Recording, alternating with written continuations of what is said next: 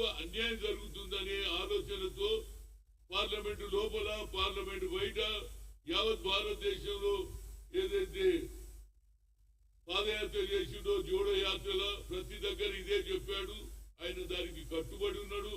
అదేవిధంగా ఇక్కడ రాష్ట్రంలో కూడా ఇవాళ కాంగ్రెస్ రావడానికి 6 డిక్లరేషన్, అదేవిధంగా కులగన దాని మీదనే న్యాయం జరుగుతుందనే ఉద్దేశంతో రాష్ట్రంలో కాంగ్రెస్ ను గెలిపించారు. కాబట్టి దీనికి ముఖ్యమంత్రి గారు కూడా ఇమీడియట్ గా చొరవ తీసుకొని ఆ 150 కోట్లు శాంక్షన్ చేస్తే తప్పనిసరిగా 1.5-2 months లోపల కులగన రిపోర్ట్ వచ్చేస్తుంది. దాని ద్వారా పంచాయతీరాజ్ నగరపాలిక బిల్లు కూడా పెట్టగలిగే అవకాశం ఏర్పడుతుంది. కేంద్ర ప్రభుత్వం నిధులు కూడా సర్పంచులకు మండల అధ్యక్షులకు ఉపయోగపడుతుంది అనేది నా ఉద్దేశం. ఏదైనా ఇక శుభ సూచకం. కోర్టు కూడా అన్నది 3 months లోపల రిపోర్ట్ రావాలన్నారు. ఇక దీన్ని ఎవడు ఆపలేడు. ఎవరు ఆపాలని ప్రయత్నం చేస్తే వాళ్ళే దెబ్బతింటారు.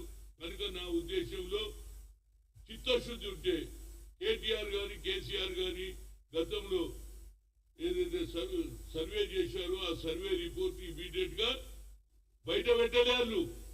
చేసినామన్నారు కానీ బయట పెట్టలే. ఈసారి ఆ రిపోర్టును చీఫ్ సెక్రటరీకి పంపుకొని కోరుతున్నా. ఎందుకంటే న్యాయం జరగాలి. ఎందుకంటే దేశ ప్రజలలో యావత్ భారతదేశంలో అది తమిళనాడు కావచ్చు, అదేవిధంగా బీహార్ కావచ్చు, ఒరిస్సా కావచ్చు, అందరూ కూడా కులగన జరగాలంటున్నారు. కులగన జరిగితేనే ప్రతి పేదవానికి కూడా అట్టడుగుండే బీసీ ఎస్సీ మైనార్టీలకు న్యాయం జరుగుతుందనే నా ఉద్దేశం.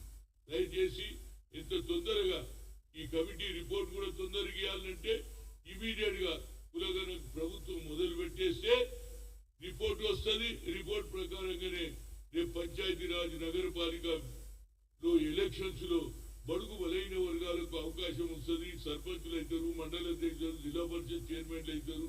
కనుక వాళ్ళకు అవకాశం రాజకీయంగా ఎదగడానికి రాహుల్ గాంధీ ఆలోచన చేస్తున్నారు. జితినా హిస్సేదారి యుక్తి భాగీదారు అన్నాడు. According to their population their reservation will be high. అదేవిధంగా 50% సీలింగ్ కూడా 9th షెడ్యూల్ కింద తీసేస్తాన్న ఏకైక వ్యక్తి భారతదేశంలో అయిన రాహుల్ గాంధీ కనుక నేను ఓబీసీ ఎంపీస్ కన్వీనియర్ గా గతంలో ఐఐఎం లో రిజర్వేషన్ లేదని కొట్టేస్తే సుప్రీంకోర్టు కొట్టేసి దేర్ ఇస్ నో ఆల్టర్నేట్. అప్పుడు పార్లమెంట్ లో బిల్లు పెట్టాలని సోనియా గాంధీని అడిగితే సోనియా గాంధీ గారిని మన్మోహన్ సింగ్ పెడితే బిల్లు పాస్ అయింది. అంటే మేము మొదటి నుంచి కూడా యూపీఐ చైర్పర్సన్ అదేవిధంగా రాహుల్ గాంధీ గారు బడుగు బలైన వర్గాల అభివృద్ధికి వాళ్ళ నానమ్మ దున్నే వాడికే మేము అన్నది, భూ సంస్కరణ అమలు అన్నది, 20 point ప్రోగ్రామ్ అన్నది. కనుక అగ్రకులాలలో ఉన్న వాళ్ళు కూడా బడుగు బలైన వర్గాలకు ఆలోచన చేస్తారు. కాబట్టి తప్పనిసరిగా ఇందిరాగాంధీ ఆలోచనను ఇవాళ మనమడు ముందుకు తీసుకుపోతుండ్రు. దీన్ని తప్పనిసరిగా మొట్టమొదటి గవర్నమెంట్ తెలంగాణలో కులగన తర్వాత పంచాయతీ ఎన్నికలు జరిగిందనే పేరు రేవంత్ రెడ్డి తెచ్చుకోవాలని కోరుతున్నా. నిన్న కూడా చెప్పా, ఇవాళ కూడా మళ్ళా చెప్తున్నా.